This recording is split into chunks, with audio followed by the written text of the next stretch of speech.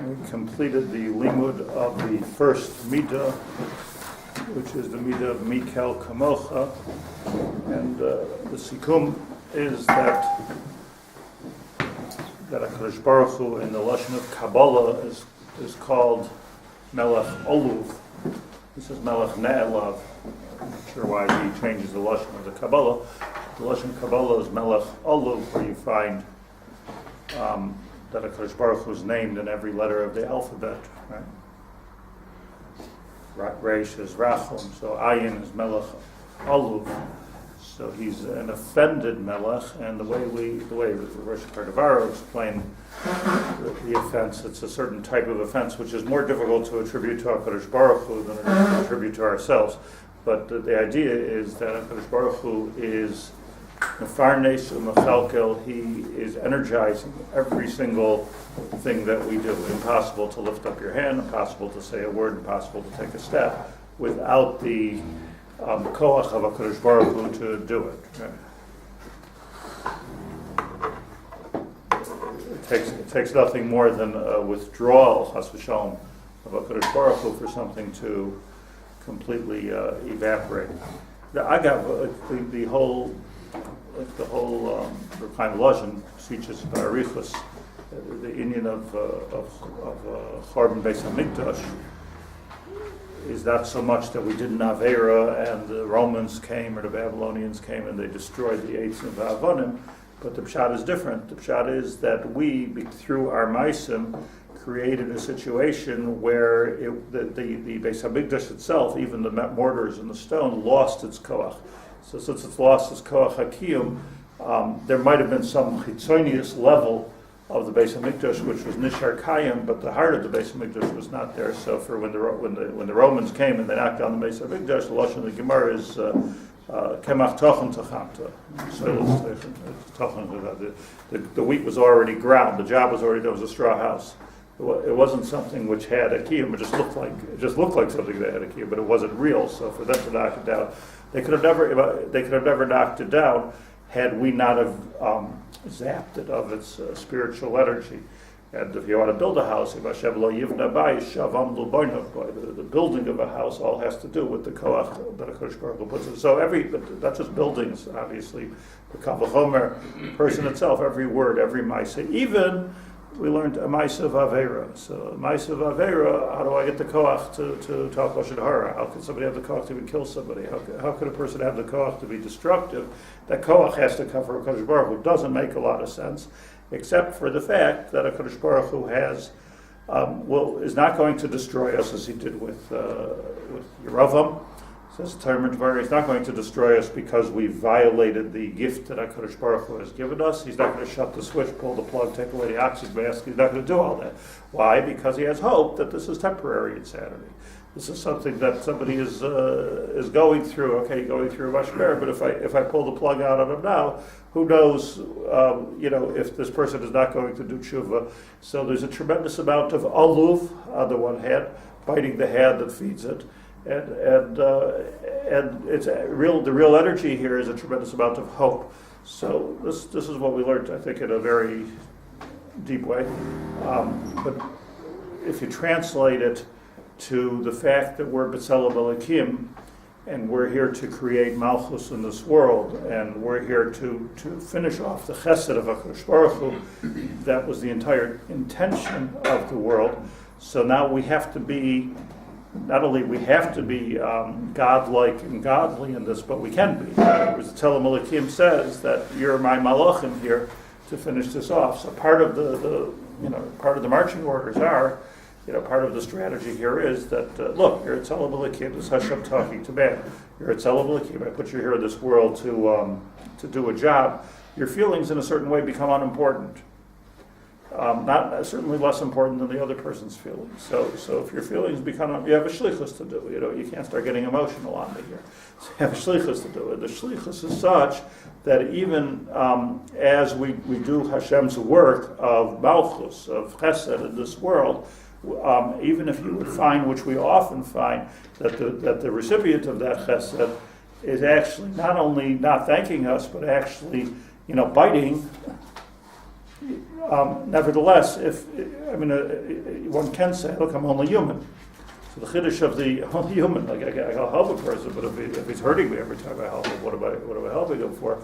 So the chiddush of the Talmud Devorah here, which is huge chiddush, easy to say, hard to do, is that only human is very big, very, very big thing to be only human. There's nothing only human. Human means b'tzelem Elokim. That means that we have the koach to persevere in the chesed, even though the person is not just not appreciating, but hurting us because of the chesed. Now, in current psychological language, it's called abuse. But and certainly we shouldn't be enablers to abuse. But that's where the high tech part of this comes in. How do you do it in a way that you're not being abused, but to pull the plug on somebody is just. The famous words of the Sfas Emes. And one of the Hasidim was very angry at him, so he said he looked at the Chassid and he said, why are you angry at me? I never did anything for you. The Pirush L'Pirusha is that somehow psychologically, it's not just that there is such a crazy possibility of somebody hurting us because we're doing something for them. Adarabah, that's exactly the way Hashem created the world. It's good to know. It's a little bit depressing to know, but it's good to know. Also, maybe we could drive ourselves not to be that way. But I think that if you're a recipient of chesed, you feel at a certain maybe disadvantage to the other person. People don't like to be at the receiving end. So what do? They got to lash back at the other person to get their ego back. So, like, if you understand that mechanism, you can sort of like start to deal with it. But the Metzias HaDevorah is that usually if somebody's hurting you, it's because you've done something good for them. So what's the answer? The obvious answer is, okay, enough, no more Mr. Nice Guy. I'm not going to do it anymore. But that's not that's all fine if we didn't have a job. But since there's a job called Tzelem Elokim, new job title, Tzelem Elokim, and Tzelem Elokim is to be goyber the chesed of HaKadosh Baruch Hu. We have to do it in a godly way, and it's beyond many jobs in this world, whether you're working for security or whether you're working, or go beyond what's natural for a person to do. Sometimes you got to be able to take a bullet. Sometimes you got to be able to. There are certain job descriptions in this world. The job description of a Tzelem Elokim is a very difficult one, and that is that you have to continue the Aluv chesed yiboneh has to come straight through to be, and then even as I'm getting hurt in the field by the person who I'm doing, which is totally counterintuitive, I have to keep on doing it anyway. So it's not just a person gets on my nerves, so I'm going to tolerate it because Hashem tolerates me. No, it's I'm being hurt by it. It's very difficult. It's a difficult situation, but hopefully it'll become a little more of a karavel aseichel. When things happen, not because of a person, but because Hashem, like Aaron HaKohen, when he was when his sons were killed, he was silent. I mean, it's the same thing. Same concept. Very same. Okay, so we started base. Nושא Yavam. That's all goes into the Mikel Kamocha. Mikel Kamocha, different than any other El. Different than Michabocha Be'elim Hashem. Mikel Kamocha is a special kind of an energizer that's beyond being heard. You see the Torah, by the way, HaKadosh Baruch Hu complains, where should go, what is Zara? But at the same time, HaKadosh Baruch Hu is always Meshachnei him. Meshachnei HaKadosh Baruch Hu in terms that we can understand. And HaKadosh Baruch Hu even told him how to be Meshachnei him. He said to be Meshachnei him by saying the Yud Gimel Midah, say Hashem Hashem. Remind me Hashem Hashem. That's all part of your shutfus here. Remind me Hashem Hashem that I can't cut you off just because you made a Zegel Azav. So you have people in our own rishus that made an Egel Azav in our own home. It's an unbelievable thing. And but cutting off, you can't. Now, I'm not talking about cutting off for purposes of chinuch. I'm not talking about to pikuach nefesh. I'm not talking about being over lifnei iver. I'm just talking about from our Midot point of view. Our Midot point of view, there's no cutting somebody off.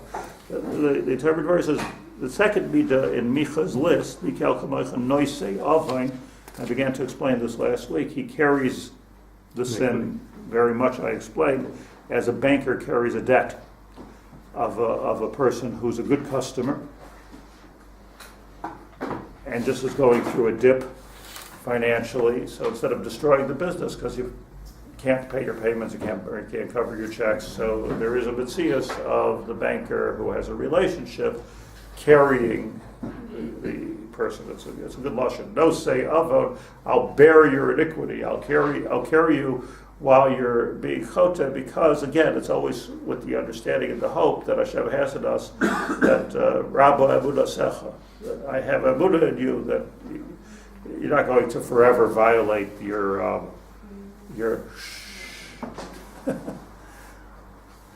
that you're going to violate your Tzelem Melachim. Sooner or later you'll get there. Hopefully, not everybody gets there, but ad yoim moisai tichake eloi. Baruch Hu's waiting. So he carries us. That's the Pashup shot. That's the Pashup. I don't think the pshat that's written in English has a pshat. I really think that's Pashup pshat. He bears our iniquity. I don't know what that means. But this is already a Pashup pshat. But says the Devorah, you have to go deeper than that. Because Sharei lo yasa ha'adam avain shlo yivra mashchis. That when a person does an avera, he's creating a mashchis, a destroyer, a destructive force. It says in Pirkei Avos, ha'ivra avera achas kaina like kategor echad. So he's drawing a synonymous connection between a mashchis and a kategor. So here's something new, that when a person does an avera, you're not just violating Hashem's will. It's not a feeling thing. Let's say we would ask somebody to do it, and you don't do it, or you do something opposite. So okay, so you didn't do it. I hate you now. You hate me, whatever. But what's this bar mashchus? What's the borei mashchus? What's the mashchus that we're creating? Mashchus is what is a destroyer altogether. So the best our imagination takes us to is that there are, like when we learn Pirkei Avos, that there are different kinds of malachim and shamayim. There's prosecutors, there's defense attorneys, there's all kinds of things going on in the Beis Din Shomala. And I've created another prosecutor, if you will, against me by doing an avera. However, avera achas koina lekateger echad. He brings here this territory that I have, volume that I have. He brings here at the bottom. Rani Yedidi Reb Rachavi Yagen. He's the Yagen family are Chashuv Sephardi Rabbanim in Lakewood and in Cleveland. So he asked Givaldik that he's being medayik at the Rabbak. Lo yasa adam avich lo yivra mashchus. Since when are we creating anything? He writes here, I just quote you, L'chayra lashon bria loy batzadu elay tzal kadosh baruch hu. Lashon of bria, Bereshis bara elokim, loy batzadu elay kadosh baruch hu. It's a tremendous horror. Shehu yachol livra yesh b'ayin. Al davar shadasa yedei adam by koyach achi yesh b'shashayich loy lashon yitzira, asiya. Bria is, you can say a person is yotzar. Yotzar. A person is, maybe could be yotzar. A person could be osei. It could be creative, but you can be creative. But where do we find a lashon borei? Eitzel adam, that a person has a koach to be borei a mashchus. It's a good question. But Tzarech doesn't answer this question. I think we could attempt to answer the question. It was a good question. Like where do we find lashon bria? Eitzel adam. So let me explain a little bit outside what I think is going on here in the whole sugya. I think try to figure that out also. The Gemara says as follows. We're in two places as far as I know, Yom and Kedusha. The Gemara says that very odd statement. It says that there's three negative forces out there that we're very familiar with. We use them somewhat interchangeably, but wrongly maybe. There's Yetzer Hara. Everyone knows about the Yetzer Hara. That sort of voice within me, which is pushing me to do something wrong. Yetzer Hara. There's a Satan. A Maisa Satan. We talk about a Maisa Satan. And there's Malach HaMavos. Yetzer Hara is pretty clear. We talk about that all the time. everybody, one of the most famous characters in Judaism, Yetzer Hara, gets a lot of play. Malach HaMavos is part of life, if you will. Malach HaMavos, we understand as a Malach that comes somehow. His job is to take our lives away. There's a Satan, which is Nishtase Klor. Like, what's this Satan? Comes a Gemara with a very odd statement that says, there's three concepts: who yates the Yetzer Hara, the Satan, and the Malach HaMavos. There's a Gemara, who Yetzer Hara, who HaSatan, who Malach HaMavos. Just not to get confused, says the Gemara, they're all three the same thing, really. Really the same thing. Yetzer Hara is one thing, the Satan's another. Who Yetzer Hara, who HaSatan, who Malach HaMavos. So does that mean Yetzer Hara kills us? What is it like? Why is the Yetzer Hara the Malach HaMavos? Or is it like one Malach that comes in different forms in different parts of our day? How is it the same thing? Who Yetzer Hara, who HaSatan, who Malach HaMavos? There's a Kabbalah Mechazal that it's Hainohach. So the pshat in this is, I heard this pshat from Rav Hutner. That's how. Not the Zefer. I actually heard from Rav Hutner. He says that the pshat is that when a person's in their day and they have an urge to do something wrong. Whatever, pick your chet. Talk lashon hara. I really want to talk lashon hara. I want to really destroy this person. I don't have to explain to you. Yetzer Hara comes up all day long. I feel like taking revenge. It's a big one. Common. And I don't realize how often we take revenge. So you have Yetzer Hara. I want to break my diet. Whatever Yetzer Hara is. So it's that argument, if you will, that challenge that comes our way. We call it Yetzer Hara, but it's actually it's not an unhealthy argument. It's a healthy argument. It sharpens our ratzo. I might have mentioned before, like as a kid growing up, I was always like one of the things I was never bothered by, like the philosophical questions of like the existence of God and hashgacha praga. I'm not that smart. These things bother me, but all right, that's the way it is. That's the way it is. What always bothered me was the Yetzer Hara. Like, why does there have to be like this other voice within me? Why can't I just be like a good person or a bad person, make good decisions, bad decisions? Like, why does I'll have to isolate this demon within me, which is pushing me to do bad? It's your Yetzer Hara. It's your Yetzer Hara. It's like I found it. I don't know why. I always found it to be a sort of a strange concept. By the way, I always had a discussion with a priest about this. He told me about it. There's no such thing. They halten nicht from the Yetzer Hara. Everything is the devil. Yeah, the devil made me do it. The devil made me do it. That's all. Like a big difference. What's the difference? The devil made me do is kilu. I don't have any bechira chavshus. Yetzer Hara is this kind of like discussion I'm having. Shouldn't die discussion. So here you are on a place. It's a minor tinus, and I'm hungry, and I got to have koach to have shalom bayis and blah blah blah. So nobody's looking, and here's the cookie. Here's the Yetzer Hara. Okay, so it's really not such a bad thing. It's just like kind of hones our skills to debate. It's like lifting weights. Yetzer Hara, put a little bit of a balance and make things into a challenge. Yetzer Hara. I started to realize that it's very important that it's not just I'm a good person, I'm a bad person, I'm doing good, I'm doing bad. It is important to, like the Gemara says, Olam yargiz adam Yetzer Hara Yetzer Atov. The Gemara Bracha stepped out. Like a person should actually get a little machlokas going on within that between the Yetzer Hara and Yetzer Atov. We all try to be at peace. Not be at peace. But yargiz adam, get a rogez. Your rogez going like. Identify what is that inside of me that's telling me to do that. That's a good thing, like just to isolate the part of me. But what it means, if you say that there's this kind of like negative voice, it means that there's a positive one. That's what's good about it. Like there's the Yetzer Hara, Yetzer Atov. But said Rav Hutner, the Yetzer Hara, to go back to the point, is mibachutz. Meaning, it's something which is the drive within a person. Am I going to do this? Or am I going to do that? It's making me.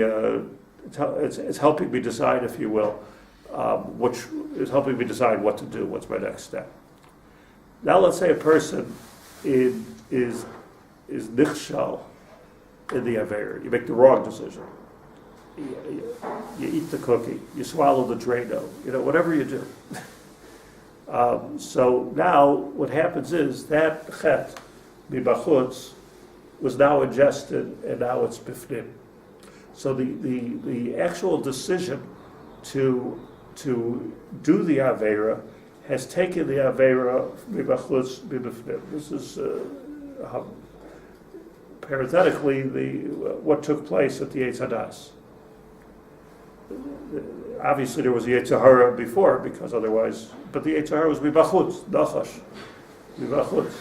But when Adam Chava ingested the Avera, so now the Avera became part of him.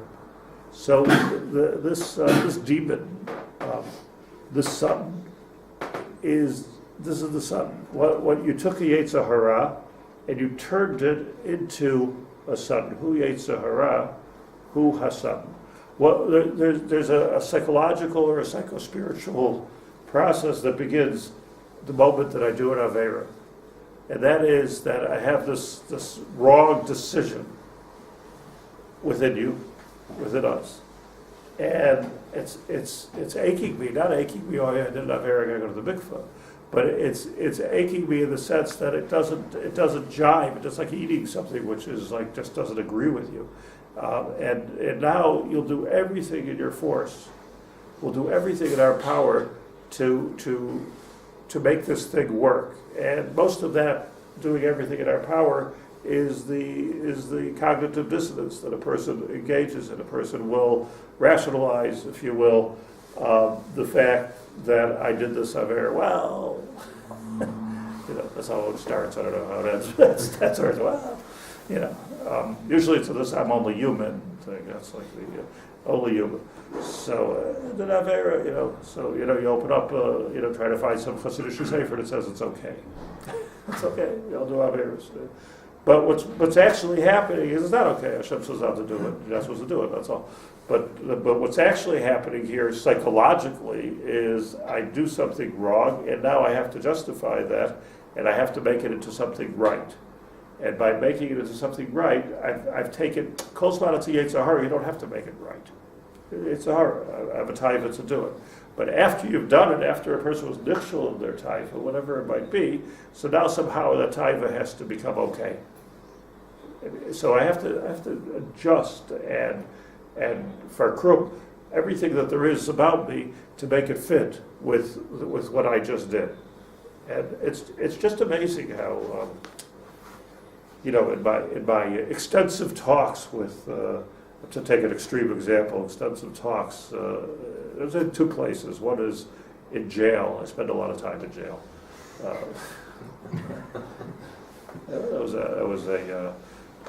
I was a chaplain for a while in Attica State Prison, and that was my big stellar.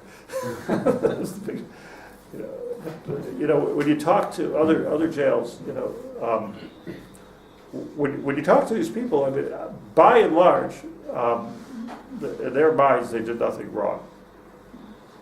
By and large, the avoda of which is a very different avoda. The avoda of the rehabilitationists and the psychologists on staff is to try. That's what you get them to do tshuva, but just understand you did something wrong. Like you raped and killed 17 women.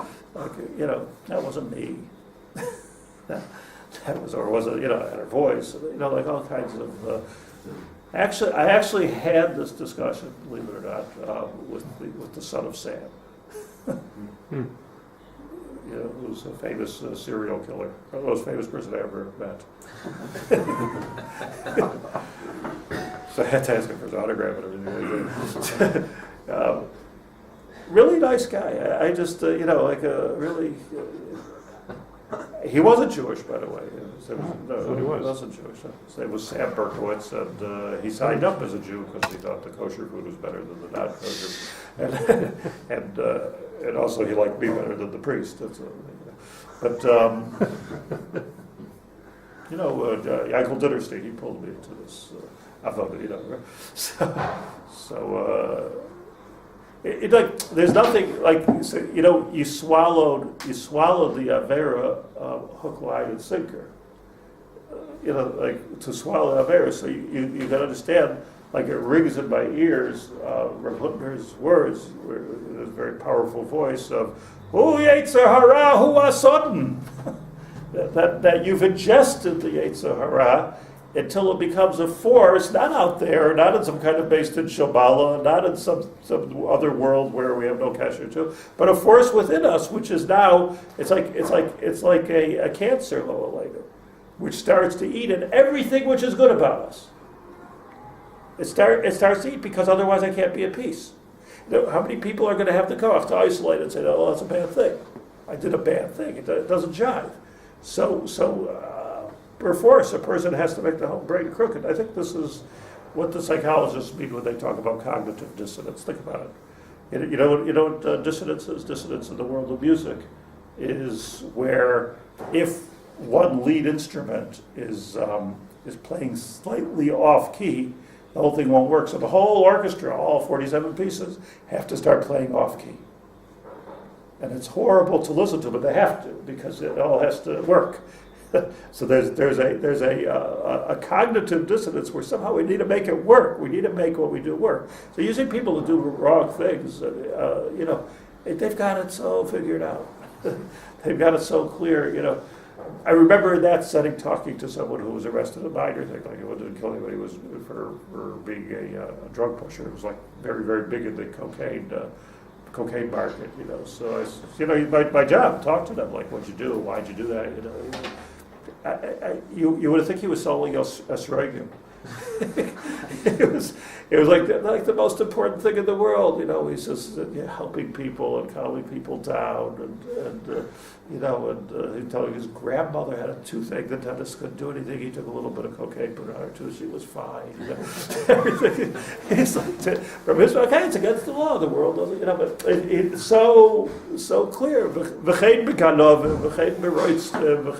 Every single kind of a person has this all figured out. That's the mashchis that the Devorah is talking about. Bar mashchis, it's a mashchis. You're going to find that mashchis. Whoa, what is that? It's very difficult to eradicate. It's very difficult. On what part do you cut out it? It's hard to cut out it without cutting out more around it.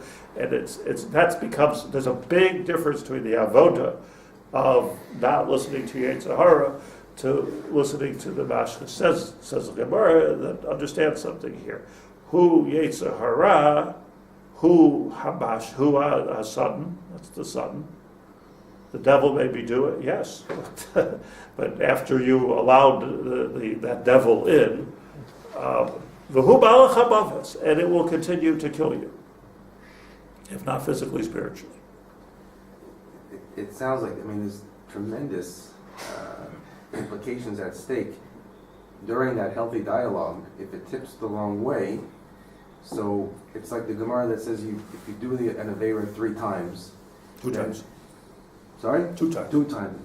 You can not only convince yourself that it's okay, but that's a mitzvah. Right. So that the Gemara doesn't say. Yeah, like the Gemara, but at least you. Gemara says, it's interesting because I mentioned last week that if you do it Aveira, you do Aveira. You feel terrible. If you do it twice, that's like a heter. But it seems like what it does is it actually can end up corrupting your ability to wrestle with the Yetzer Hara. Because you've already changed your framework of what you intellectually think is mutter. It's absolutely the case. It's absolutely what we see. You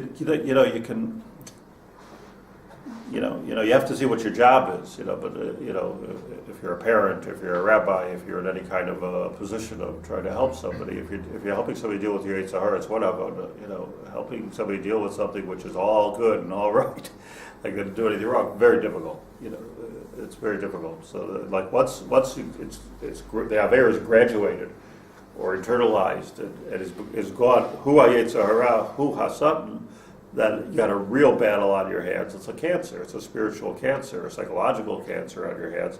And, like you say, the Gemara says you do it once, it's terrible. I do it twice, it's okay. And then we say, and we know this from our own experience, the Gemara doesn't say this, if we do it 3 times, it becomes a mitzvah. Like we already think it's a good thing to do, yeah. It's very difficult to understand what everybody has against me, It's and this is what it is. I was learning. My wife spoke last night here, so I was learning with her a little bit, before she spoke. So I suggest, I don't know if she did actually, I didn't talk to her, but I recommended the Gemara of Rav. The Gemara of Rav says that Rav had a wife who was Mitzayer him a lot. I thought this would be appropriate for the woman's She was Mitzayer him, so it was Mitzayer him, so the Gemara says he would ask for oatmeal, she'd bring him rice, he'd ask for rice, she'd bring him oatmeal, ask for coffee, bring him tea, ask for a hot drink, bring him a cold drink, So, that's what he was dealing with, I don't know. that's what he was dealing with. So, Rav's son, saw what was going on, and so if his father said, bring me coffee, he would be a Shlit'a to go to his mother. The Gemara said, Abba wants tea. Because that way at least you get his coffee, So, if he wants oatmeal, so he said, bring him wheat, because he wants oats, so that way we get oats. So he had a kishrin, right? Rav's son. So Rav all of a sudden is getting everything he wants. He's not shopping, why am I getting everything I want? What's wrong over here? Why are things working? What's going on? So he investigated it and he figured out what was going on. So he told the son, why are you doing this? So he said, no, I just pause. Put yourself in the son's place over here. He can't stand the tension, the stress. If his father asks you one thing, his mother gives you the opposite thing every time. Keep it off. My father wants coffee. Give the man a cup of coffee. What's the, you can understand. You can understand. I Mama so understand the son. Who doesn't understand the son? But Rav gave him musar. He said that Rav said to his son, look. Lo yargil al l'shoin chasheker, he quoted a pasuk. Lo yargil al l'shoin chasheker. Now it's interesting that he didn't quote the pasuk. This was my chap here. He didn't say b'dvar sheker tircha, you're not allowed to lie. Maybe it's a case we are allowed to lie. Shalom bayis and everything. Maybe you are allowed to lie. So I lied. It's a little white lie. But he didn't say b'dvar sheker tircha. He said that this is a bad habit. Lo yargil al l'shoin chasheker. Once you start, ein l'davar sof, ein l'davar sof, and merfalt arayin, in this web of untruth, there's just no way to get out of it. There's just no way to get out of it. So there's a good example, that we've all been through at some point or another, probably, where you have a yetzer hara to lie. You say I'm going to tell the truth, but then let's say you actually do tell that little white lie or gray lie or whatever color it happens to come in. But if you do tell that lie, now you're mamish stuck, because now you have to be, the Bali Muslims say a shakard has to have a very good memory. Emes, you can always remember the Emes, but shakard, what did I say? It's a very difficult, you're in a very difficult place,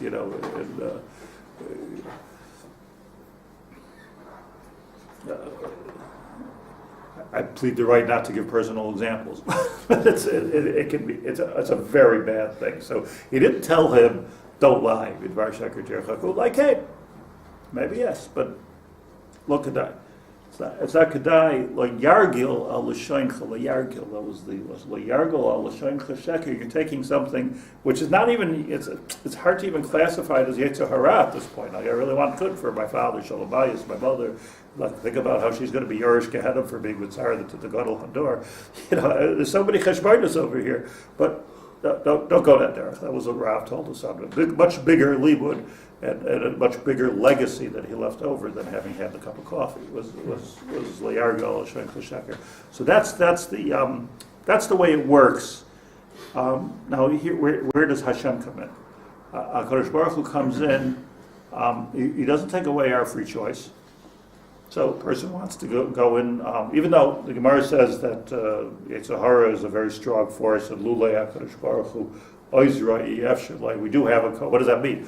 Hashem created a bria within us which can withstand the Yetzer Hara. We do have a koach to withstand any temptation, any negative temptation. You just have to do it. There's no greater feeling in the world than having overcome than not eating the cookie. It's the greatest thing in the world. It's triumph. Telling the emes. I must tell you this. It was just such a good example. There's a fellow I know from Russia, good yeshiva bacher. So he wanted to learn a Lakewood, and his mother was sick. So he traveled to Russia to take care of his mother. And they wanted to come back to Lakewood. He couldn't get a visa to come back to the United States. He couldn't get an entry visa. It became much tougher to get an entry visa. So he could get an entry visa to the United States of America. And he could learn in Lakewood. He was able to get it to Canada. He could get it to America, the United States. So very smart guy, a guy from Russia, yeshiva bacher.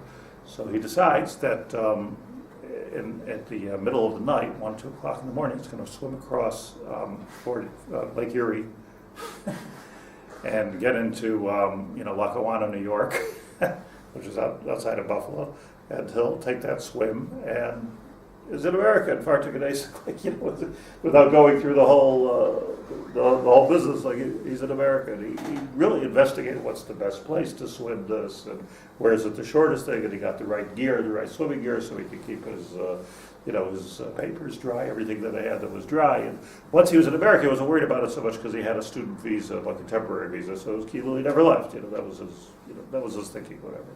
But he had the right equipment, the right everything, and came on shore. Like he made it. He came on shore at the dead of night. It's scary that people could do this, but they did it. He did it. He came on shore and he's walking, and he asked somebody, "Is there a hotel near here?" So they told him, "Yeah, it's a mile up the road. There's a hotel." So he somehow changed quickly. And he got into regular clothes that he had with him, and he's walking to the hotel. And he was hungry, so he stopped into a 7-Eleven that was open. And it was the middle of the night, and he checked the streets are empty, and Kisofa Yellow Aretz, he came, he made it. He comes out of the 7-Eleven, a policeman stops him and says, "What brings you to the neighborhood?" When he didn't stop, he's the only white guy anywhere around, So he said, "I did a drink." I said, "What are you doing here?" So he said, "I just want to go to my hotel. My hotel is there, and I'm here." But you have friends here? Do you live around here? No, I don't have any friends here. Well, what are you doing here? So he said, "I'm just here, passing through." He said, "How did you get here?" So he says, "I swam across Lake here." Yeah. So okay, pause. Shoita. He went to jail for 6 months. The rest of the story is not important. The point is that when he realized at a very not too deeply into the conversation that if I'm going to start, Ein L'Davar Sof, and I'm just going to get myself in deeper and deeper and deeper and deeper until who knows what's going to happen. He just made a quick calculation as a yeshiva bacher who was l'shem shamayim. There was definitely a higher truth here. Got to go to Lakewood. but he realized at some point that there's a little derech. So how did you get here? I swam across you did what? He was describing the expletives that the policeman used. By the way, it's not like they had cameras on him it was just in the Shemayim, it was just one of those things. Some lady called and said this guy, funny guy walking around, something like that. But anyways, the point is you go from to take that jump from Yetzer Hara to Satan is a big one. So HaKadosh Baruch Hu doesn't help so much with the Yetzer Hara, meaning it's our choice. We have free choice. And he doesn't help so much with the Satan either, meaning the destructive force that it is. It's a bigger challenge for everybody, but it's a force which is real, and it's working on us.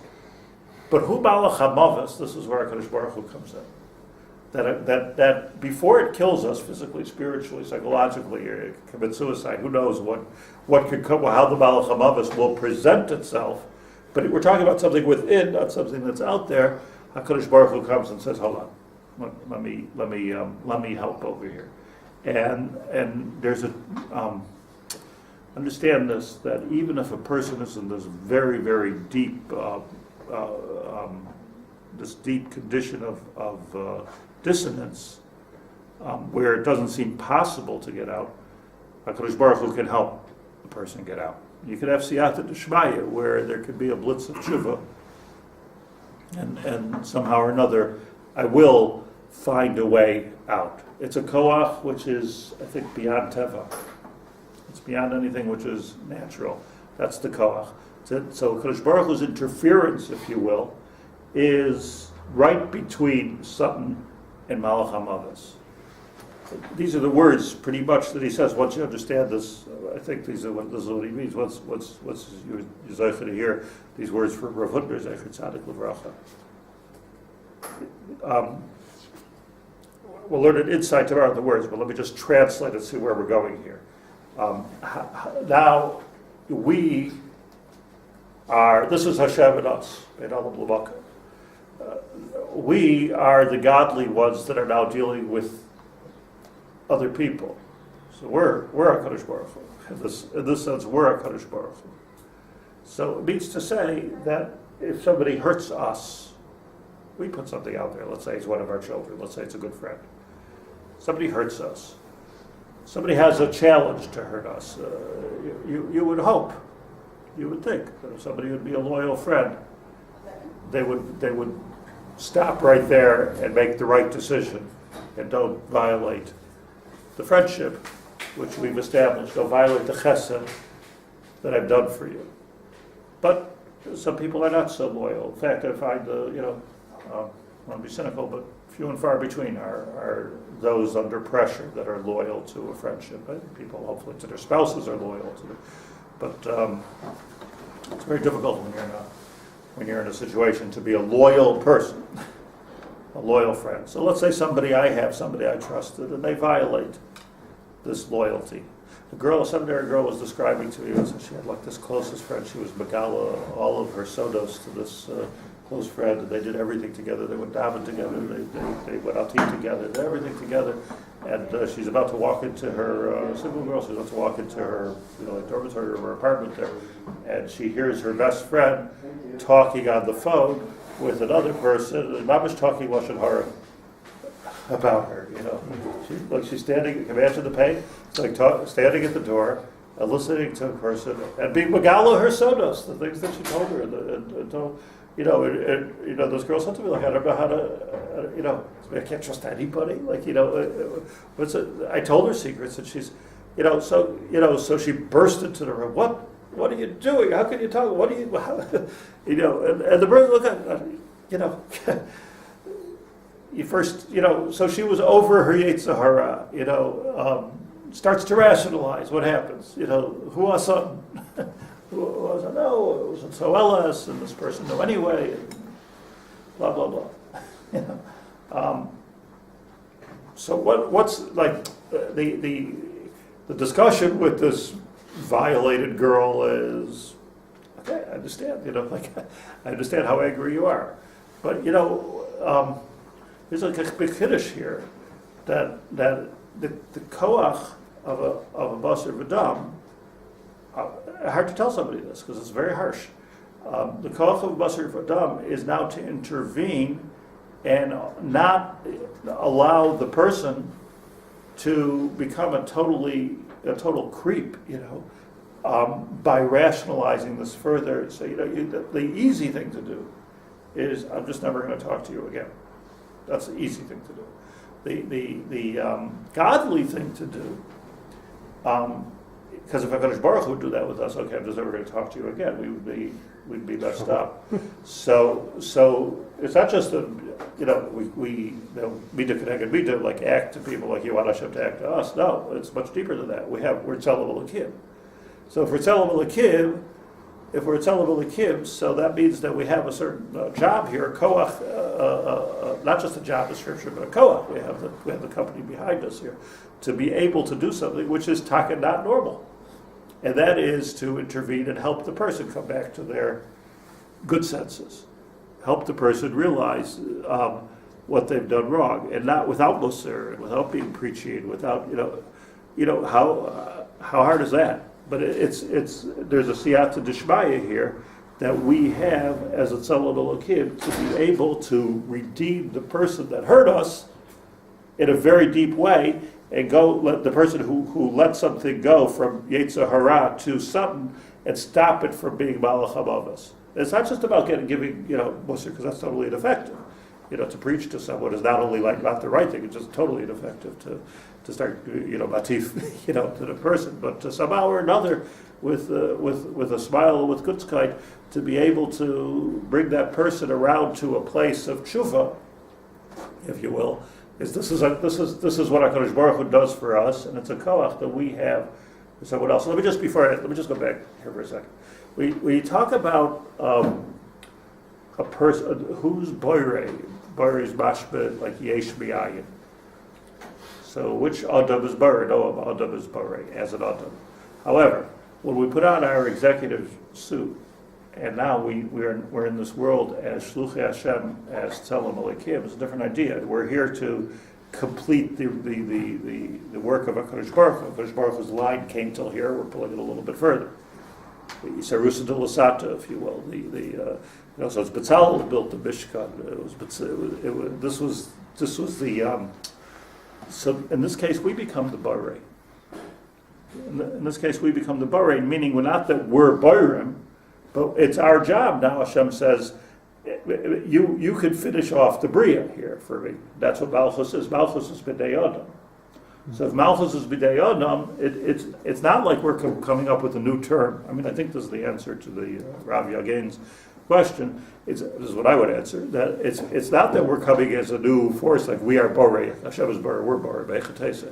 No, it's that we're coming b'koach Hashem. If I'm representing a company, if you're representing a company, and you're writing a check for $14 million, it doesn't mean you have $14 million. You're writing a check on the company. So in that sense, you're the check writer. You're the shaliach shalal b'kaboisai. So the HaKadosh Baruch Hu wants an olam chesed, and he puts us. We're the malachim, the neshamas from the malachim that HaKadosh Baruch Hu dafka brought down and said, okay, you're the one who's suitable for this task of bringing by Shechina into the world. So the answer is yes, that we have a koach habriya.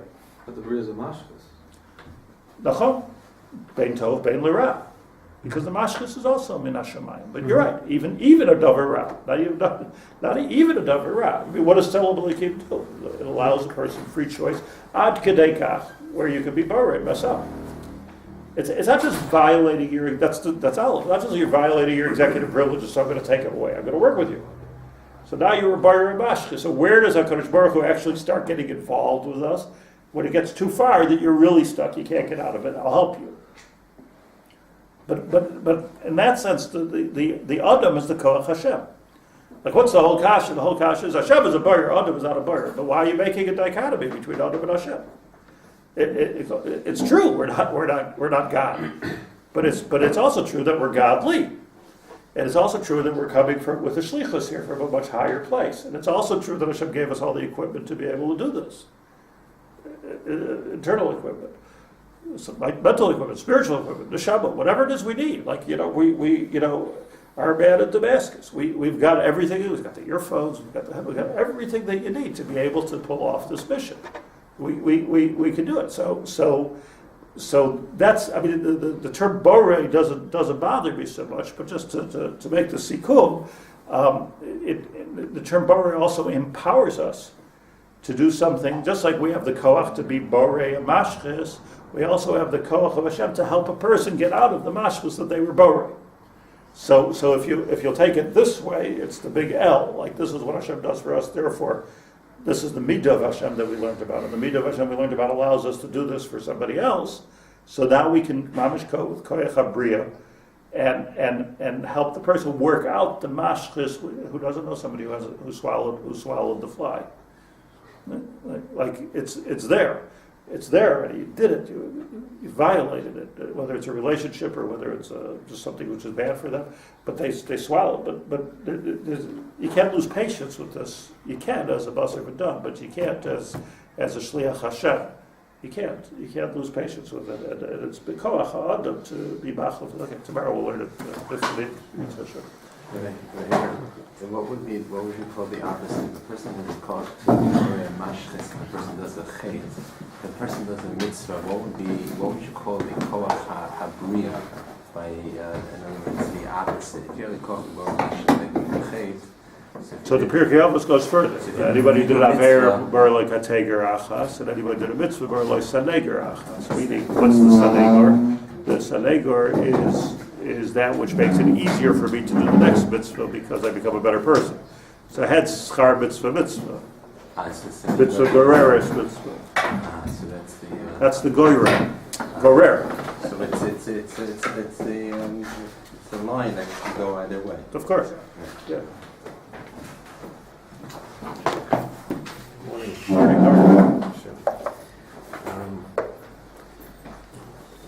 sent a email. So,